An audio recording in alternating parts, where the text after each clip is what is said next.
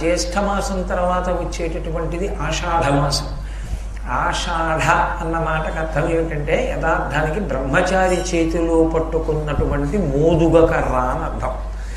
బ్రహ్మచారి యొక్క చేతిలో పట్టుకోబడినటువంటి మోదుగు కర్రకి ఆషాఢము అని పిలుస్తారు.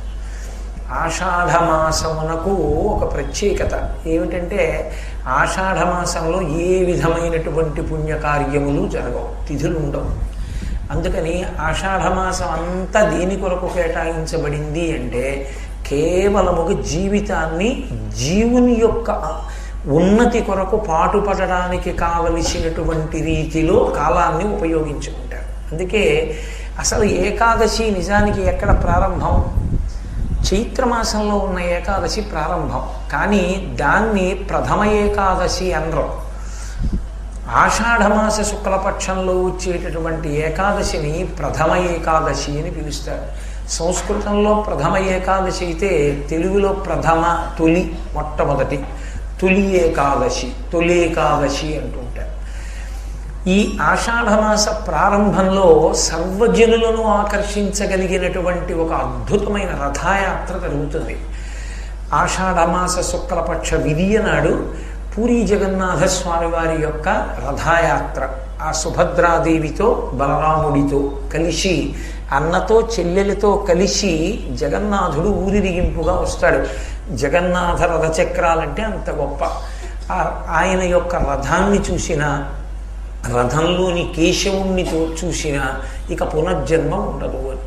ఆ జగన్నాథ రథయాత్ర భారతదేశం మొత్తం మీద ప్రఖ్యాతి వహించింది. రథయాత్ర అంటే వెంటనే మనకి గుర్తొచ్చేది ఏది అంటే కేవలము జగన్నాథ రథయాత్రే.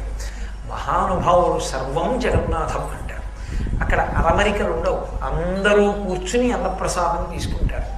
అటువంటి పూరీ జగన్నాథ స్వామి వారి యొక్క రథయాత్ర ప్రారంభమయ్యేటటువంటి ఉత్సవం ఆషాఢమాసంలో వచ్చేటటువంటి శుక్లపక్ష విధియందు జరుగుతుంది. విధియ దాటితే సవితి, పంచమి, షష్ఠి, సప్తమి, అష్టమి, నవమి, దశమి దాటితే ఏకాదశి. ఆషాఢమాసం ప్రత్యేకంగా పరమేశ్వరోపాసనకి సంబంధించినటువంటి మాసము ప్రారంభమవుతుంది. కారణం ఏమంటే ఆషాఢమాసం వచ్చేటప్పటికి సూర్య భగవానుడు కర్కాటక లగ్నంలో ప్రవేశిస్తాడు, కర్కాటక రాశిలోకి ప్రవేశిస్తాడు. ఆయన మేషరాశి నుండి ప్రయాణాన్ని ప్రారంభించి కర్కాటక రాశిలోకి ప్రవేశిస్తే దక్షిణాయనంలోకి వచ్చాడు అని గుర్తు. దక్షిణాయనంలోకి వచ్చాడు అంటే గుర్తు ఏమిటంటే అది ఉపాసన కాలము. సంకల్పంలో మీరు దక్షిణాయని అన్నారనుకోండి, మీకు పరాకు చెప్పినట్టు.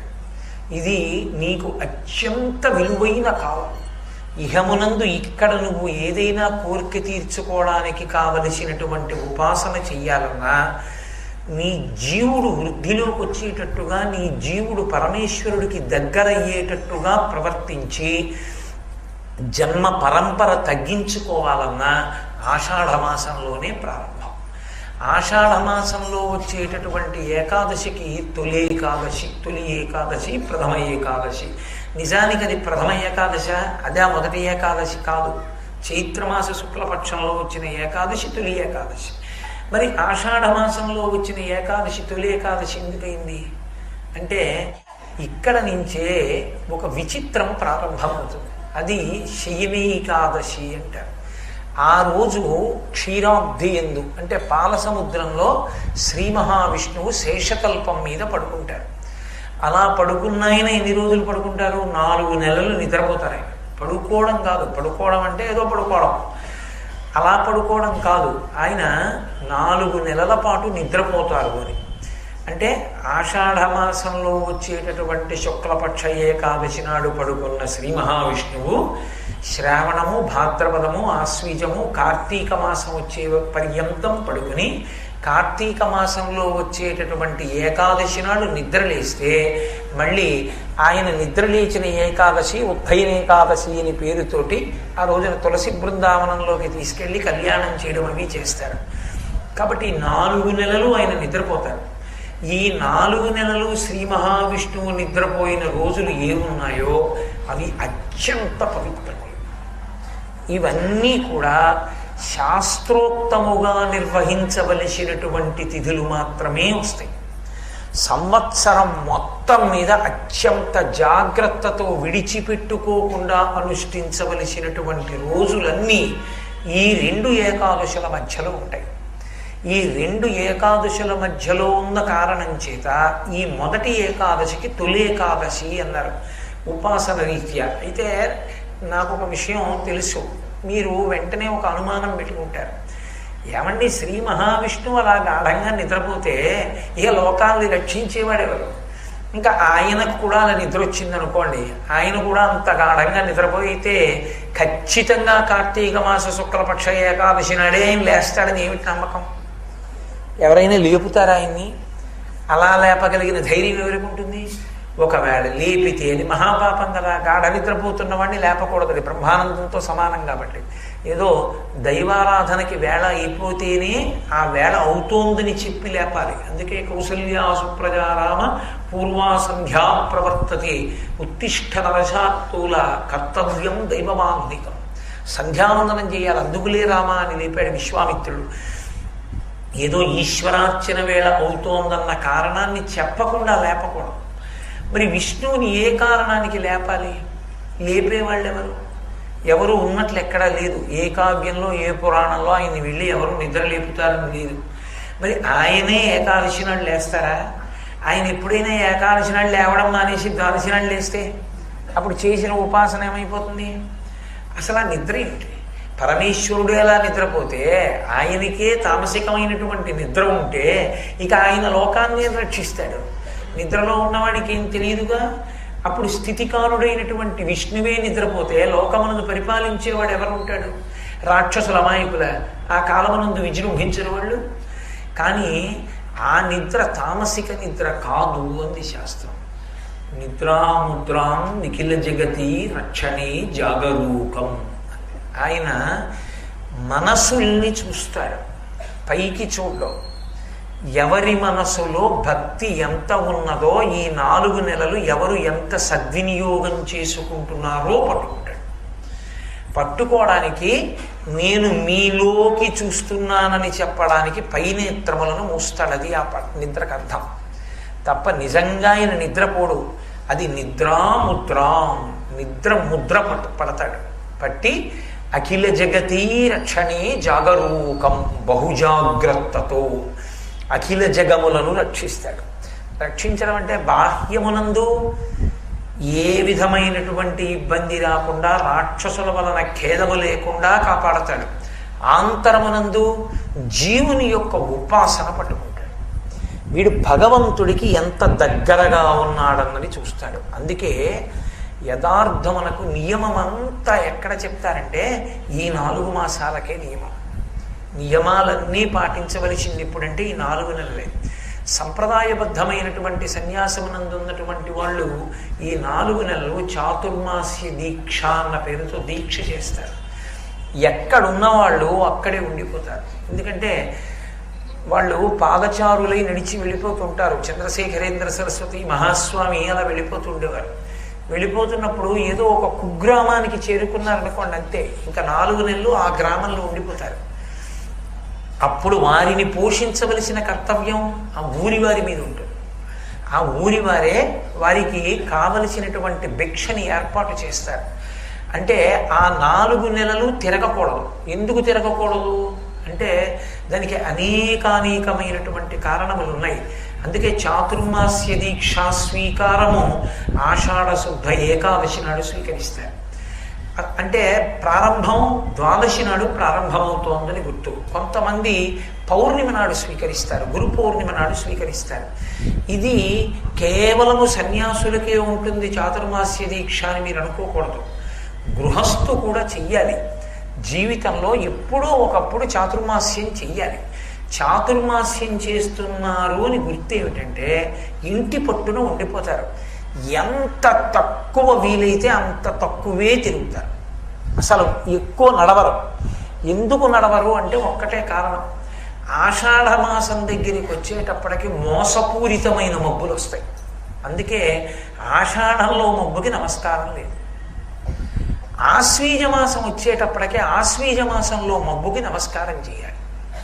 ఇది తేడా. ఆషాఢంలో మబ్బు మోసం చేస్తుంది. నల్లగా ఉండి చీకటి పడిపోయినట్టుండి కిందకి దిగిపోయినట్టు కనపడుతుంది. అమ్మో ఎంత వాన వస్తుందో అనుకుంటారు, చుక్క వాన పడదు. అందుకే మీరు లోకంలో విని ఉంటారు, చాలా ఉపకారం చేసేవాళ్ళే కనపడి ఏమీ చేయకుండా మోసం చేసేవాళ్ళని ఆషాఢభూతి అని పిలుస్తారు. కారణం ఏంటంటే ఆషాఢ మాసంలో వచ్చే మబ్బు అలా ఉంటుంది, అది కురవకూడదు. శారదా నవరాత్రుల దగ్గరికి వచ్చేటప్పటికీ ఆశ్వీజ మాసంలో వచ్చేటటువంటి మబ్బు తెల్లపడిపోతుంది. తెల్లపడి దూది పింజల కింద తిరుగుతుంది. తెల్ల మబ్బుని చూడగానే గృహస్థు నమస్కారం చెయ్యాలి. ఎందుకు నమస్కారం చెయ్యాలంటే ఎక్కడో సముద్రంలో ఉన్నటువంటి ఉప్పు నీటినంతటినీ తాగి శుద్ధమైన జలములుగా మార్చి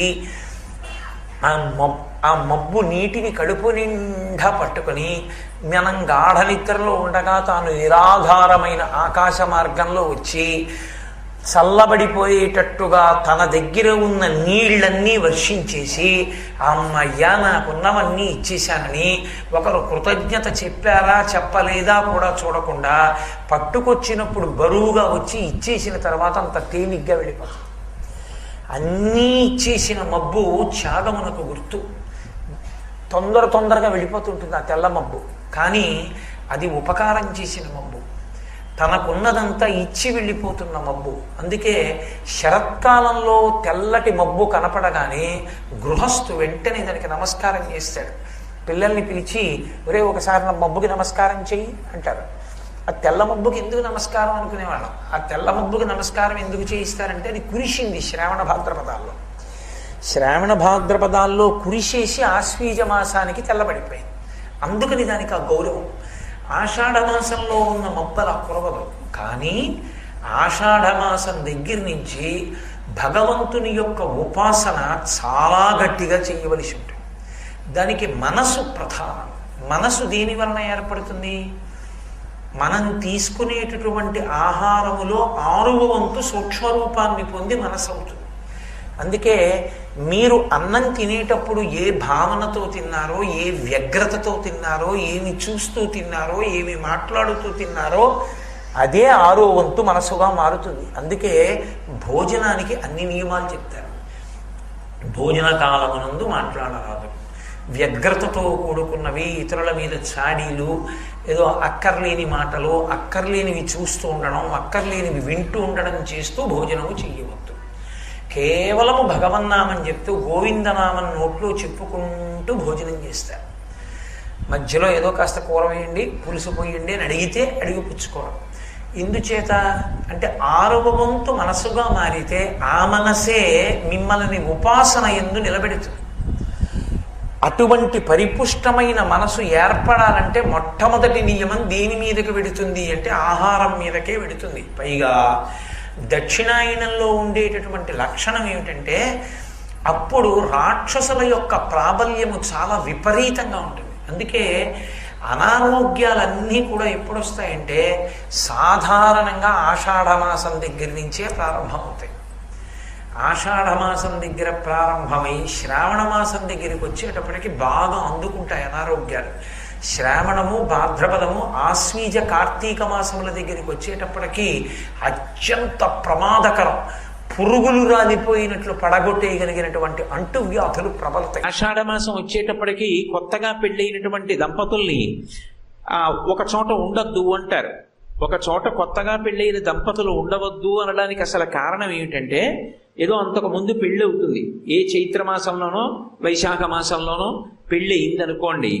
అయితే కొత్తగా పెళ్ళయింది కదూ, వాళ్ళిద్దరికీ సంతోషంగా ఉంటుంది. యువతల శ్రావణ మాసం వచ్చేటప్పటికి వాన పడుతుంది. ఈ వాన పడేటప్పటికి విత్తనాలు చల్లాలి, లేకపోతే పంట రాదు. రైతు తెల్లవారుజామున ఏ 3 గంటలకో ఆకాశం మబ్బేసి గాలేసి చినుకులు టపటప పడుతుంటే గబగబా ఇంట్లో పెద్ద ఆయన నాగలి పట్టుకుని పొలానికి పరిగెడతాడు. కొడుకు కొత్తగా పెళ్ళయింది, తండ్రి వెంట వెళ్ళాలి. కానీ కొత్తగా పెళ్ళయింది కదూ, భార్యతో కలిసి పడుకునుండిపోతాడు. పడుకునుండిపోతే అత్తగారికి కోపం వస్తుంది. పెద్ద ఆయన మామగారు వెళ్ళారు, నువ్వు లేచి మీ ఆయన్ని వెళ్ళండి మీరు కూడా అని చెప్పి పంపించద్దా, నువ్వు అలా పడుకున్నావు మీ ఆయనతోటి అంటుంది. ఈ ఒక్క నెల ఆషాఢమాసంలో కానీ వాళ్ళిద్దరూ వేరుగా ఉన్నారనుకోండి, 6 నెలలు తినడానికి కావలసినటువంటి పంట వస్తుంది. అందుకని ఈ ఒక్క నెల దూరంగా ఉండండి అని, అలా ఉంటే అరమరికలు రాకుండా అత్తగారు కోడలు అందరూ సంతోషంగా ఉంటారని, దెబ్బలాడుకోవడానికి కారణం ఏదుందో ఆ కారణాన్ని పరిహరించడానికి వేరుగా ఉండమని చెప్పారు. ఆచారం ఏదైనా ఉంటే దాని వెనక ఎంత విశాలమైన మానవతా దృక్పథంతో పెట్టారో ఆలోచించాలి తప్ప, నీకేమీ తెలియకపోతే అదేం తప్పు కాదు.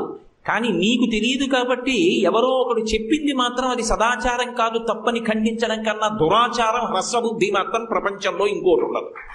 నీకు తెలియకపోతే పేడాపోయేది. నీకు తెలియదు కాబట్టి ఎవడో చెప్పింది కూడా తప్పని చెప్పడం మాత్రం పరమ సాహసం.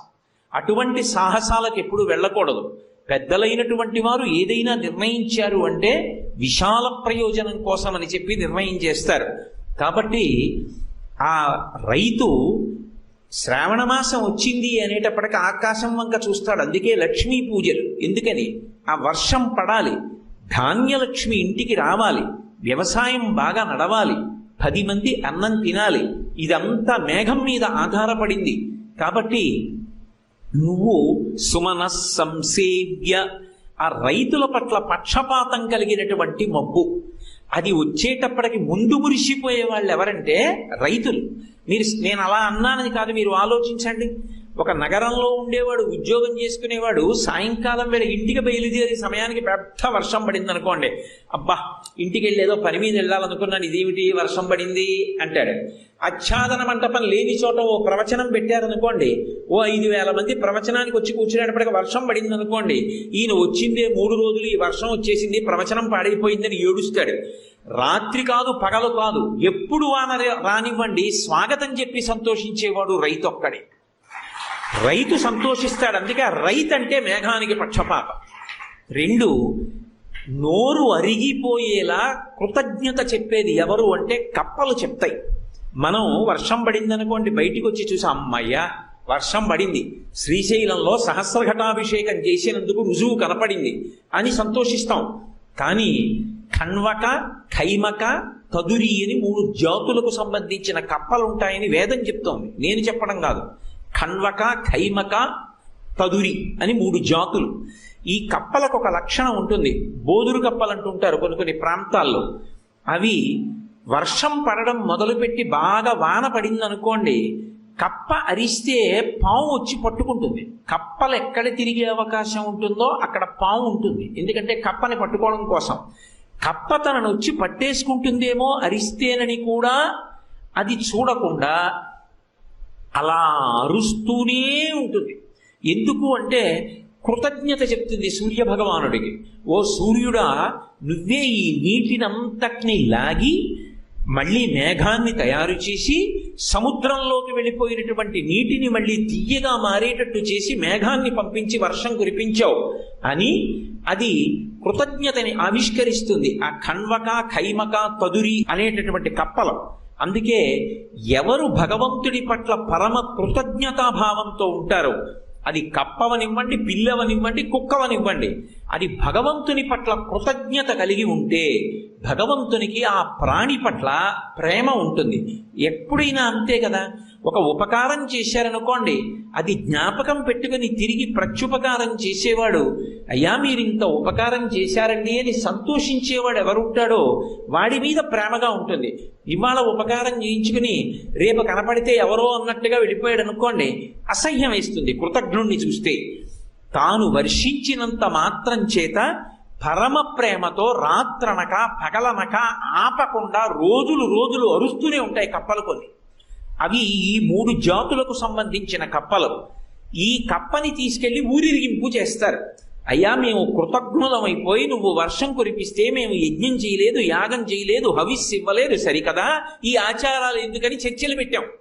కానీ ఈ కప్పలు మాత్రం నోరు లేకపోయినా ఇవి మాత్రం నీకు ఉపకార బుద్ధితో నీ నామస్మరణ చేసే పాములు కరిచేస్తాయని చూడకుండా ఇటువంటి కృతజ్ఞత కలిగిన వీటిని చూసి మేము బుద్ధి తెచ్చుకుంటాం అని ఆ కప్పని ఊరేగింపు చేస్తారు. అందుకొచ్చింది కప్పని ఊరేగించేటటువంటి సంప్రదాయం.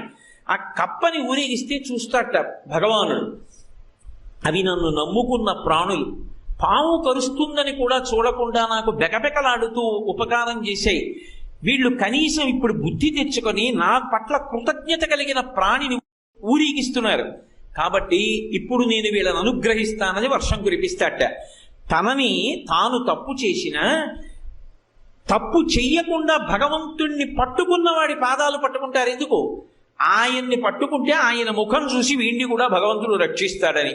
అలా ఆ కప్పల్ని కూడా అంత గొప్పగా పూజించి కృతజ్ఞతాలక్షణం ఎక్కడున్నదో అక్కడ ఆదర బుద్ధితో ప్రవర్తించడం మన సంప్రదాయం, మన గొప్పతనం.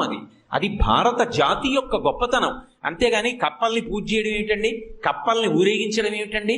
వేదం ఎందుకు చెప్పింది మరి కప్పల్ని ఊరేగింపని? అందున కొన్ని కప్పల్నే ఊరేగించాలని ఎందుకు చెప్పింది? ఈ వేదం ఏదైనా చెప్పింది అంటే దాని వెనక ఎందుకు చెప్పిందో, ఏ కారణంతో చెప్పిందో చక్కగా చదువుకుని అర్థం చేసుకునే ప్రయత్నం చెయ్యాలి. అంతేకాని ఏమీ చదవకుండా నిష్కారణంగా ఖండన చేసే ప్రయత్నం చెయ్యకూడదు పెద్దలు పెట్టినటువంటి ఆచారాల్ని. కాబట్టి అది ఆ మబ్బు రైతు పట్ల పక్షపాత బుద్ధి కలిగి ఉంటుంది. అందుకని సుమన సత్పక్ష సుమనోవనేషు. అది అంతేకాదు, కారుణ్యామృతవర్షిణం ఘన విపద్గ్రీష్మ చిదాకర్మఠం విద్యాసస్య ఫలోదయాయ సుమన సంసేవ్య ఇచ్ఛాకృతిం. ఆ మేఘానికి ఒక లక్షణం ఉంటుంది, ఇచ్ఛాకృతిం. అది దానికి కావలసినటువంటి రూపాన్ని అది పొందుతుంది. మీరు ఒక్కొక్కసారి ఆకాశంలో ఒక్కొక్క మబ్బు వంక చూడండి, ఏదో నందీశ్వరుడు ఉన్నట్టుగా కనపడుతుంది మబ్బు. అదే మబ్బుని కాసేపు ఆగి చూడండి, గుర్రంలా మారుతుంది. అదే మబ్బుని కాసేపు ఆగి చూడండి, మనం ఒత్తుకున్న పూరిలా గుండ్రంగా అయిపోతుంది. అదే మబ్బుని కాసేపు ఆగి చూడండి, ఏదో పెద్ద సహస్ర పడగలతో శేషుడు పడుకున్నట్టుగా ఉంటుంది పొడుగ్గా. ఇంకొకసారి చూడండి, ఏదో పెద్ద పర్వతాకారంలా మారుతుంది. ఇచ్ఛాకృతిం. మబ్బులు అంటే ఇలాగే ఉండాలి అని లేదు లోకంలో. ఏదో నేను పటికి బెల్లం బిళ్ళలు అన్నాను అనుకోండి, పటికి బెల్లం బిళ్ళలు అంటే అన్నీ ఒకలా ఉంటాయి. తులసి మొక్క అన్నాను అనుకోండి, తులసి మొక్కలన్నీ ఒకలా ఉంటాయి. బిల్వదళం అన్నాను అనుకోండి, బిల్వదళాలన్నీ ఒక్కలా ఉంటాయి. మేఘము మబ్బు అన్నాను అనుకోండి, మబ్బులన్నీ ఒకే రూపంలో ఒకే ఆకృతిలో ఉంటాయా? ఒక్కొక్క మబ్బు ఒక్కొక్క రూపాన్ని పొందుతుంది. ఒక్కొక్కసారి చూసినప్పుడు ఆశ్చర్యంగా ఉంటుంది. ఓ మబ్బు వంక చూశారనుకోండి, అది చూస్తే మనకి లోపల నుంచి పులకరింత వస్తుంది. అదేదో దేవలోకంలా, అందులో సూర్యాస్తమయ సమయంలో ఆ సూర్యబింబంలోంచి వచ్చినటువంటి కాంతులతో దాని వంక చూస్తే ఏదో మేరుపర్వత శిఖరాలా అన్నట్టుగా ఉంటాయి. అలా ఇచ్ఛాకృతి, దానికి ఇచ్చ వచ్చినటువంటి రూపాన్ని అది పొందుతుంది. కాబట్టి మేఘం అంత గొప్పది. ఆ మేఘము మనల్ని అనుగ్రహించి వర్షాన్ని కురిపించాలి. కాబట్టి సుమన సంసేవ్యమిచ్ఛాకృతిం నృత్యద్భక్త మయూరి అద్రినిలయం. మేఘాన్ని చూసేటప్పటికీ నృత్యం భక్త మయూరం. మేఘమునకు మొట్టమొదటి భక్తులు ఎవరు అంటే నెమళ్ళు. నెమళ్ళకి మబ్బుని చూసేటప్పటికి ఎనలేని సంతోషం. అందున ఆడనెమలి నృత్యం చెయ్యదు, మగనెమలి ఒక్కటే నృత్యం చేస్తుంది. నల్లటి మబ్బు ఎప్పుడు కనపడుతుందా అని నల్లటి మబ్బు కోసం ఎదురు చూస్తుంది. ఈ గ్రీష్మ ఋతువు అయిపోతుండగా మొట్టమొదటిసారి ఆకాశంలో నల్లటి మబ్బులు గుంపులుగా వచ్చి ఒక్కసారి పగటిపూట వాతావరణం చీకటిగా అయిపోయి మెరుపులు వచ్చి కొండల నుంచి చల్లటి గాలి వచ్చి చెట్లన్నీ ఊగి టప టప టప ఇంతంత చినుకు పడ్డం మొదలు పెట్టగానే మగనెమలి సంతోషించి పింఛం విప్పుతుంది. పెద్ద పింఛం విప్పి నృత్యం చేయడం మొదలు పెడుతుంది. భగవాన్ రమణుల ఆశ్రమంలో ఇప్పటికీ నెమళ్ళు నృత్యం చేస్తూ ఉంటాయి. అది క్రేంఖణం చేస్తుంది. పెద్ద క్రేంఖణం చేసి నృత్యం చేస్తుంటే ఆడనెమలి నోరు విప్పి దాని చుట్టూ తిరుగుతూ ఉంటుంది. తిరుగుతున్నప్పుడు ఆ ఆనందం పట్టలేక, నల్లటి మబ్బుని చూసిన సంతోషాన్ని లోపల పట్టుకోలేక ఆనందధార మగనెమలి కంటిలోంచి బిందువులు కింద పడతాయి. ఆ బిందువు కింద పడకుండా ఆడనెమలి చటుక్కున ఒడిసి పట్టి మింగుతుంది. మింగినప్పుడు ఆడనెమలి గర్భం ధరిస్తుంది తప్ప వాటికి భౌతిక సంపర్కం ఉండదు. ఆడనెమలి మగనెమలి కలవవు. నాకు భౌతిక సంపర్కం లేదు, నాకు పైకి 16,000 మంది గోపికలైనా నేను భౌతిక సంపర్కంతో వెంపర్లాడిన వాడను కాను. అదంతా కూడా విశ్వము యొక్క సృష్టి రచన చెప్పడం కోసమని, సంకేతమని చెప్పడానికి నేను అలా స్త్రీల మీద పిచ్చితో తిరిగిన వాడను కాను. అందులో ఉన్న తత్వాన్ని అర్థం చేసుకోండి అని చెప్పడానికి కిరీటంలో నెమలి ఈక పెట్టుకుంటాడు కృష్ణ పరమాత్మ. నాకు భౌతిక సంపర్కం లేదటి మబ్బుని చూసేటప్పటికే పరమ సంతోషాన్ని పొంది నృత్యం చేస్తాయి ఏవి నెమళ్ళు. అందుకని నృత్యద్భక్త మయూరం అద్రి నిలయం. మబ్బు ఎక్కడుంటుంది?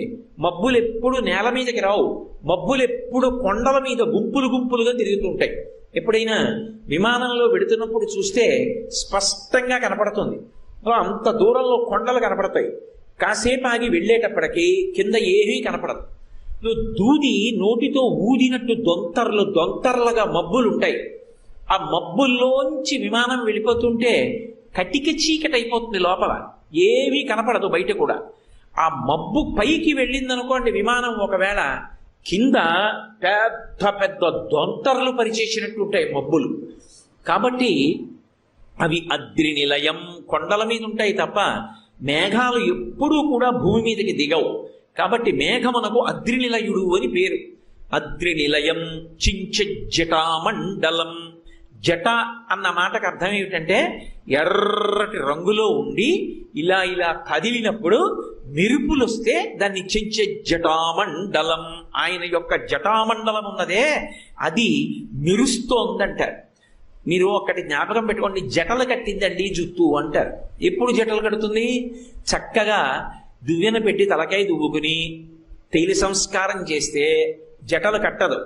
జుత్తుని పట్టించుకోకుండా అలా ఎంత జుత్తు పెరిగిపోయినా తైల సంస్కారం చేయకుండా దాన్ని దువ్వకుండా వదిలిపెట్టేశారనుకోండి, అది జటలు కట్టేస్తుంది.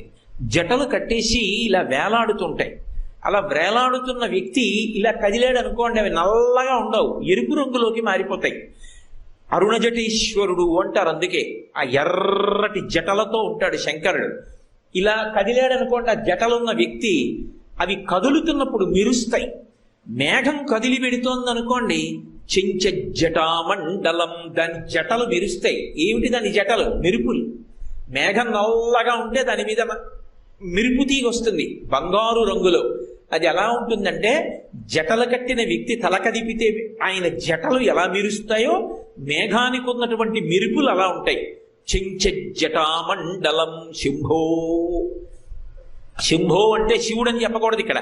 శంభో అంటే మేఘం. శంభవైతీతి శంభు, సమస్త సుఖములకు కారణమైంది కాబట్టి శంభో. శంభో వాంఛతి నీలకంధర సదా త్వమే మనశ్చాతకః. ఇన్ని ఉన్న ఆ మబ్బు కోసం వానలు పడకపోతే మనస్సులన్నీ చాతక పక్షులై ఎదురు చూస్తాయి. చాతకము అని ఒక పక్షి, పౌరాణిక పక్షులు అని కొన్ని పక్షులు ఉంటాయి. అవి లోకంలో చూపించడం అనేటటువంటిది చాలా కష్టం. చాతకము, చికోరము, హంస ఇలాంటివి ఉంటాయి. చికోరం ఉందనుకోండి, అది కేవలం చంద్రుడిలోంచి వచ్చేటటువంటి వెన్నెల తిని బతుకుతుంది. చాతకం ఉందనుకోండి, నల్లటి మబ్బు కోసం ఎదురు చూస్తూ ఆకాశంలో ఎగురుతుంది. అది ఇంకేమి తిందు, భూమి మీద నీటిని తాగదు. నల్లటి మబ్బు వచ్చి వర్షం పడుతుంటే ఇలా ఎగురుతున్న పక్షి ఇలా అయి నోటితో ఆ వర్షపు ధారలు తాగుతుంది, తాగి కడుపు నింపుకుంటుంది. అది ఎట్టి పరిస్థితుల్లో భూమి మీదకి దిగదు, భూమి మీద నీటిని కానీ వస్తువుని కానీ ముట్టుకోదు. మేఘంలోంచి పడుతున్న నీటి కోసమే ఎదురు చూస్తుంది. ఆకాశంలో తిరుగుతూ ఉంటుంది. తిరుగుతూ ఎప్పుడు దేనికోసం చూస్తుందంటే ఎప్పుడు వస్తుందా, నల్ల మబ్బు ఎప్పుడు వస్తుందా అని చూస్తుంది. ఎందుకంటే మబ్బు రావాలి, వాన కురవాలి, దాని కడుపు నిండాలి. కాబట్టి త్వమే మనశ్చాతకః, ఓ మేఘమా నీ ఎందు మనసు పెట్టుకుని చాతక పక్షి తిరుగుచున్నది. ఇది పైట శ్లోకానికి అర్థం.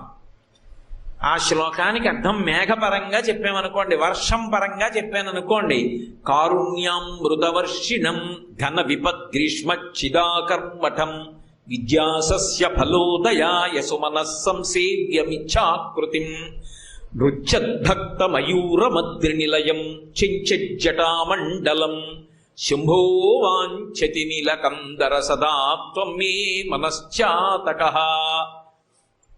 ఇదే శ్లోకాన్ని తిప్పాననుకోండి, మల్లికార్జున పరమై పరమశివుడి పరమైపో. ఎందుకని? మళ్ళీ ఆ 2 పేర్లు తీసుకోండి. నీలకంధర, ఈ పేరు ఎవరికి ఉంది? శంకరుడికి ఉంది. నీలకంధరుడు అంటే నల్లని కంఠమున్నవాడు. ఆయన ఒళ్ళంతా తెలుపు, మహాసితవపు, తెల్లగా ఉంటాడు. అందుకే స్ఫటిక మణినిభం. స్ఫటికలింగాన్ని ఆరాధించడం అంత గొప్ప విషయం. శ్రీశైలంలో కూడా రత్నగర్భ గణపతి ముందు ఓ చిన్న పీఠం ఉంది. ఆ పీఠం మీద పెట్టి ఉంటుంది స్ఫటికలింగం. ఆ స్ఫటికలింగారాధనం చెయ్యడం చాలా మహోత్కృష్టమైనటువంటి విషయంగా చెప్తారు. మధురైలో కూడా మీనాక్షి అమ్మవారికి చాలా విశేషంగా ఉత్సవాలు జరుగుతాయి.